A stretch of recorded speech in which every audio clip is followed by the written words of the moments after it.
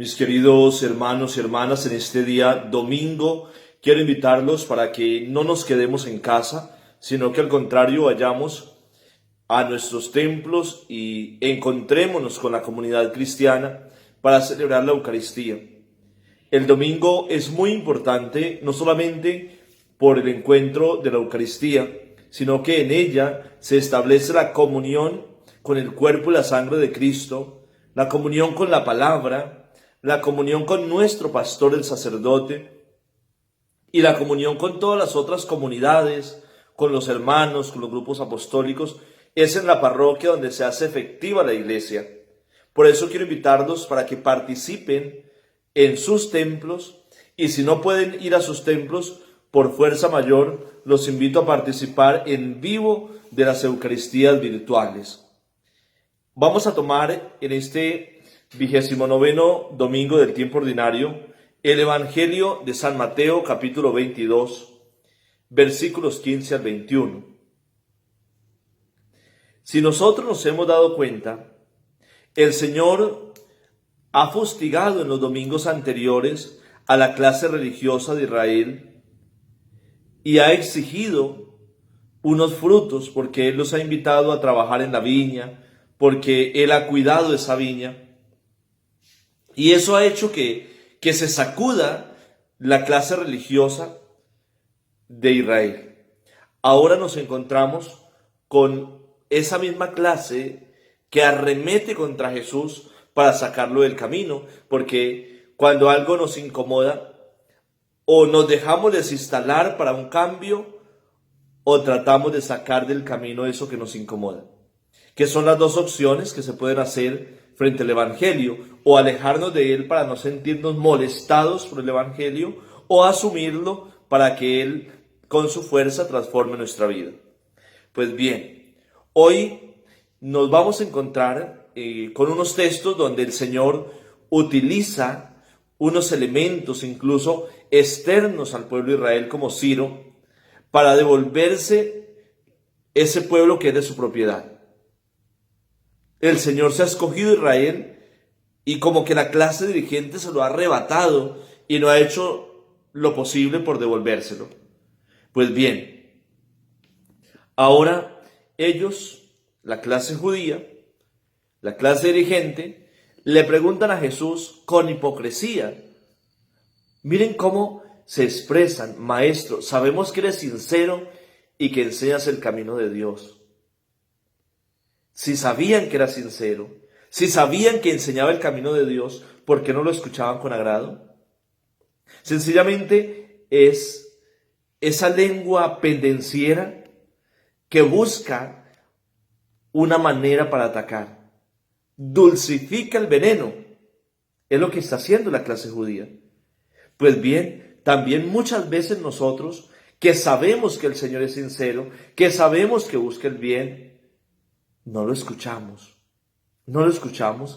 y buscamos la manera de justificarnos para hacernos a un lado. Pues bien, la pregunta que le hacen a Jesús ¿es lícito pagar impuestos al César o no? Claro, porque si Jesús se pone en contra del impuesto, está en contra del César y entonces lo acusan con los romanos. Pero el Señor, en su sabiduría, responde con otra pregunta: ¿por qué me tentáis? Y pide una moneda para decirles: den al César lo que es del César y a Dios lo que es de Dios. Es muy sencillo, mis hermanos.